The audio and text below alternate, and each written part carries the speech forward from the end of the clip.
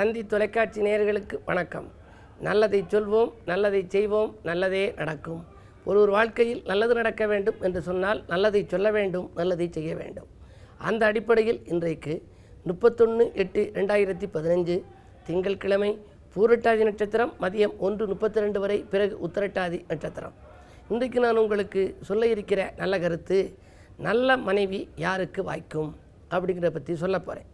அன்பும் அறனும் உடைத்தாயின் இல்வாழ்க்கை, பண்பும் பயனும் அது அப்படின்னு வள்ளுவர் சொல்லுவார். பொதுவாகவே கணவன் மனைவி இருவரும் பாசத்தோடு இருக்க வேண்டும், நேசத்தோடு இருக்க வேண்டும், விட்டு கொடுத்து செல்ல வேண்டும். பொதுவாக ஜாதகம் பார்க்க வர்றவங்கெல்லாம் எங்கிட்ட என்ன கேட்பாங்க, என் பையனுக்கு 28 வருஷம் ஆச்சு, 30 வருஷம் ஆச்சு, அமெரிக்காவில் இருக்கேன், கல்யாணமே செஞ்சுக்க மாட்டேங்கிறேன், ஆனால் ரொம்ப நல்ல அழகான பெண்ணாக கேட்குறேன், நமக்கு வர்ற பொண்ணெல்லாம் கருப்பாகவே இருக்குது அப்படின்னு சொல்லி ரொம்ப பேர் கேட்பாங்க. இப்படி இருக்கிறதுக்கு இதுக்கென்று திரைப்படத்திலே கூட ஒரு பாடல் உண்டு. கண்ணன் கருப்பு நிறந்தான், கண்ணா கருமை நிற கண்ணா அப்படின்னு சொல்லி நம்ம கூப்பிடுறது வழக்கம். ஆனால் அப்படி கருமை நிறமாக இருந்தாலும் கூட கண்ணனை விரும்புகிறார்கள். ஆனால் கருப்பு நிற பெண்ணாக பிறந்த என்னை வெறுக்கிறார்களேன்னு சொல்லி, கண்ணா கருமை நிற கண்ணா உன்னை கண்டாலும் எல்லோரும் விரும்புகிறார்கள், ஆனால் என்னை கண்டாலும் வெறுக்கிறார்களேன்னு சொல்லி ஒரு பாடல் ஒரு பெண் பாடுவதாக கூட திரைப்படத்திலே கவியரசு கண்ணதாசன் அழகாக வர்ணித்து எழுதியிருப்பார்.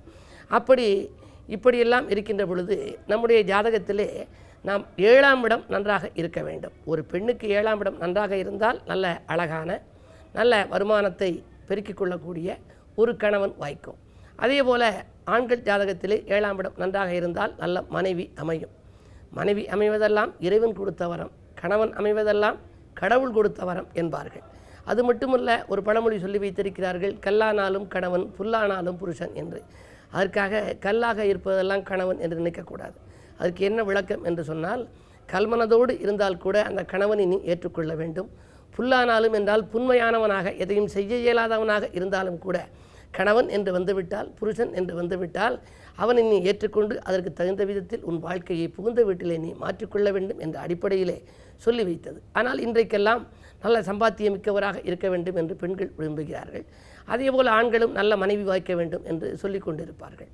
பெற்றோர்கள் கேட்கின்ற பொழுதெல்லாம் என்னுடைய பையனுக்கு நல்ல மனைவி அமையுமா, அழகான நல்ல படித்த பட்டதாரியாகி வேலைக்கு இருக்கிறவர்களெல்லாம் இருக்குமா என்றெல்லாம் கேட்பார்கள். பொதுவாக ஜாதகத்தில் புதன் குரு என்ற 2 கிரகங்களும் 7லே இருந்தால் உத்தமமான மனைவி கிடைக்குமா. புதன் என்பவன் கல்விக்கு அதிபதி, அதே நேரத்திலே மாமன்காரகன் என்று போற்றக்கூடியவன். குரு என்று 7லே நின்றால், அதாவது களத்திரஸ்தானம் என்பது 7ஆம் இடம், அதிலே இருந்தால் உன்னதமான மனைவி உத்தமமான மனைவி அமைவாள். சுக்கிரன் 7லே இருந்தால் செல்வச் செழிப்புள்ள குடும்பத்திலே பிறந்த பெண்ணாக இருக்கும். என்னுடைய மனைவி பணக்கார வீட்டில் பிறந்தது, எல்லா வசதிகளும் அவங்க வீட்டில் இருக்குது, எனக்கு கூட அவங்க வீடெல்லாம் கட்டித்தரோம்னான்னு சொல்லி ஒரு சிலர் சொல்லுவார்கள். இப்படியெல்லாம் ஒருவருக்கு வசதி வாய்ப்பு இருக்கிற இடத்திலே பிறந்த பெண்ணாக இருக்க வேண்டும் என்று சொன்னால், அப்படிப்பட்ட மனைவி அமைய வேண்டும் என்றால் 7லே சுக்கிரன் பலம் பெற்றிருக்க வேண்டும். ராகு கேதுக்கள் 7லே இருந்தால் சர்ப்பதோஷம், அதோடு மாந்திகம் சேர்ந்திருந்தால் மிக மிக இல்லறத்திலே கடுமையான சோதனைகள் எல்லாம் வரும், திருப்தியற்ற மனைவி அமைவார்களாம். எனவே தான் சொல்லுவார்கள், புந்தியும் குருவும் 7ல் பொறிந்திட புனித பெண்டீர், புந்தியும் குருவும் 7ல் பொறிந்திட புனித பெண்டீர், வந்திடும் நல்ல பிள்ளை வாய்த்திடும் 7ல் சுங்கன், சுங்கன் என்றால் சுக்கிரன் என்ற பொருள், உந்திட பாக்கியம் பெண்ணால் உதவியாம் குளிகன் கேது, சொந்தமாய் 7ல் நின்றால் தொல்லைதான் என்று உரைப்பாய் அப்படின்னு சொல்லி ஒரு பழைய பாடல் ஒன்று உண்டு. 7ஆம் இடத்திலே குளிகன், ராகு, கேது இவைகளெல்லாம் இருந்தால் இல்லறத்திலே தொல்லைகள் மிகுதியாக இருக்கும். சுக்கிரபலம் நன்றாக இருந்தால் ஒருவருக்கு நல்ல மனைவி வாய்க்கும், பெண்களாக இருந்தால் நல்ல கணவன் அமைவார் என்று சொல்லி இன்றைய ராசி பலன்களை இப்பொழுது உங்களுக்கு வழங்கப் போகின்றேன். மேசராசி நேயர்களே, வெளிவட்டார பழக்க வழக்கம் விரிவடைகின்ற நாள். வீடு வாங்க எடுத்த முயற்சியிலே வெற்றி கிடைக்கும். ராசிநாதன் இப்பொழுது நீச்சத்திலே இருக்கிறார். இருந்தாலும் கூட அஷ்டமாதிபதியாகவும் செவ்வாய் விளங்குகிறார். எனவே நீச்சம் பெறுவது ஒரு வழிக்கு யோகம்தான். சொத்துக்களால் லாபம் கிடைக்க வேண்டும், அல்லது புதிதாக வீடு இடங்கள் வாங்குவதிலே நீங்கள் ஆர்வம் காட்டலாம். அதற்கு பணங்கள் இல்லையே என்று நீங்கள் கவலைப்பட வேண்டாம். எதிர்பார்த்த இடத்திலிருந்து உங்களுக்கு பணம் கிடைப்பதற்கான அறிகுறிகள் இன்றைக்கு தென்படுகின்றன. வாங்கல் கொடுக்கல்கள் ஒழுங்காகும். தொலைபேசி வழி தகவல் உங்கள் தொழிலுக்கும் உறுதுணையாக இருக்கும். ரிஷபராசினியர்களே, போராட்டங்கள் மாறி புதிய திருப்பங்கள் ஏற்படும் நாள். பொன்பொருள் வாங்க போட்ட திட்டங்கள் நிறைவேறலாம். 6ஆம் இடத்திலே சனி இருக்கிறார். எனவே உத்தியோகம் சம்பந்தமாக நீங்கள் ஏதேனும் ஏற்பாடு செய்திருந்தால் அது உடனடியாக கிடைக்கும். அந்நிய தேச யோகம் கூட ஒரு சிலருக்கு எண்ணியபடியே உருவாகலாம். ராசிநாதன் கொஞ்சம் வலிமை இழந்திருக்கிறார் என்றாலும் கூட விரையாதிபதியுடன் கூடியிருக்கிறார். எனவே வாங்கிய சொத்துக்களை ஒரு சிலருக்கு விற்க நேரிடலாம். விற்ற சொத்துக்களை மீண்டும் வாங்குவதற்கான முயற்சியிலும் ஒரு சிலர் ஈடுபடுவார். அரசியல் ஈடுபாடு கொண்டவர்களுக்கு புதிய பொறுப்புகள் வருவதற்கான அறிகுறிகள் இன்றைக்கு தென்படுகின்றன. மிதுனராசினியர்களே, கொடுத்த வாக்கை காப்பாற்றி மகிழும் நாள். குழந்தைகளால் உங்களுக்கு உதிரி வருமானங்கள் உண்டு. ராசிநாதன் புதன் உச்சம் பெற்றிருக்கிறார். ராசிநாதன் உச்சம் பெற்றிருந்தால் தேக நலன் சீராக இருக்கும், செல்வ வளம் சிறப்பாக இருக்கும், வங்கி சேமிப்பு உயரும், வாழ்க்கை தேவைகள் பூர்த்தியாகும். எனவே எதையும் நீங்கள் துணிந்து செய்ய இயலும். துணிவும் தன்னம்பிக்கையும் இன்றைக்கு உங்களுக்கு இருந்தால் கூடுதலாக நீங்கள் லாபத்தை சம்பாதிக்கலாம். கடகராசினியர்களே, உங்களுக்கெல்லாம் தவிர்க்க முடியாத தாமதங்கள் ஏற்படும் நாள். அது மட்டுமல்ல, தனவரவிலும் உங்களுக்கு தடைகள் ஏற்படலாம். ராசிநாதன் சந்திரன் இன்றைக்கு கேதுவோடு கூடியிருக்கிறார். ஆன்மீக நாட்டம் அதிகரிக்கும். எதை செய்ய நினைத்தீர்களோ அதை செய்ய முடியவில்லையே என்று கவலைப்படுவீர்கள். உடன்பிறப்புகளை கொஞ்சம் அனுசரித்து செல்வதுதான் நல்லது. நூதன பொருட்கள் வாங்குவதில் ஆர்வம் காட்டும் சூழ்நிலை உண்டு. மாலை நேர பயணங்களை மாற்றி அமைத்துக் கொள்ளுங்கள். சிம்மராசினியர்களே, உங்களுக்கு சந்திராஷ்டமம். சூரிய பலம் நன்றாக இருக்கிறது என்றாலும் கூட சந்திரன் 8 அல்லவா இருக்கிறார். 12க்கு அதிபதி 8 இருக்கின்ற பொழுது ஒரு வழிக்கு அது யோகம்தான்.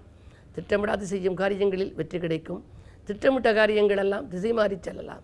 இன்றைக்கு நாம் இவரை சந்திக்க வேண்டும், இந்த மாதிரி இதை சொல்ல வேண்டும், இந்த காரியத்தை அவரை முடித்து கொடுக்க சொல்ல வேண்டும் என்று நீங்கள் ஏதேனும் திட்டமிட்டிருந்தால் அது நடைபெறாது. அதே நேரத்தில் இன்றைக்கு நாம் இருக்கபடியே இருக்கட்டும், ஏதோ வந்தால் வரட்டும் என்று நீங்கள் இருந்தால் நீங்கள் எதிர்பார்த்ததை காட்டிலும் மிக நல்ல பலன்கள் நடைபெறும். எனவே தீட்டிய திட்டங்கள் திசை மாறுகிற இந்த நாளில் உங்களுக்கு நன்மைகள் நடைபெற வேண்டுமானால் நீங்கள் ஆலய வழிபாட்டை மேற்கொள்ள வேண்டும். கிழமை திங்கள் என்பதனாலே இன்றைக்கு நீங்கள் அம்பிகை வழிபாட்டை மேற்கொள்ளுங்கள். இன்பங்களையெல்லாம் வரவழைத்துக் கொள்ளுங்கள். எனவேதான் ஆலய வழிபாட்டில் ஆனந்தம் காண வேண்டிய நாளாக இந்த நாளை கருதுங்கள். கன்னிராசி நேயர்களே, உங்களுக்கு தன்னம்பிக்கையால் தக்க பலன் கிடைக்கின்ற நாள் இந்த நாள். தடைகளை முறியடித்து வெற்றி காணப் போகிறீர்கள். ராகுபலம் மேலோங்கி இருப்பதால் பணவரவு திருப்திகரமாக இருக்கும். விரயஸ்தானத்திலே சூரியன் வந்த மறுநிமிடமே செலவாகிவிடும். என்ன இப்படி செலவாகிவிட்டது என்று நீங்கள் கவலைப்பட வேண்டாம். இன்றைக்கு ஒரு நல்ல காரியத்திற்காக செலவிடுங்கள். பிள்ளைகளின் எதிர்கால நலன் கருதி தீட்டிய திட்டங்களுக்காக செலவிடலாம். குடும்ப முன்னேற்றம் கருதி செலவிடலாம். விலை உயர்ந்த பொருட்கள் வீட்டுக்கு தேவை என்றால் அதை வாங்கலாம். தங்கம் வெள்ளியில் முதலீடு செய்யலாம். இப்படி ஏதேனும் ஒரு நல்ல காரியத்திற்காக செலவிட்டால் வீண் விரயங்களிலிருந்து நீங்கள் விடுபட இயலும். ஆலய வழிபாடு மேலும் ஆனந்தத்தை வழங்கும். துலாம் ராசி நேயர்களே, செல்போன் வழி செய்தி சிந்திக்க வைக்கும் நாள் இந்த நாள். செலவுக்கேற்ற வரவு வந்து கொண்டே இருக்கும். 12 புதன் இருக்கிறாரே என்று கவலைப்பட வேண்டாம். விரயஸ்தானத்திலே புதன் இருப்பதனாலே விலகிச் சென்ற சொந்தங்கள் விரும்பி வந்து சேரும். மாமன் மைத்துனர் வழியில் மனதிற்கினிய சம்பவம் நடைபெறும்.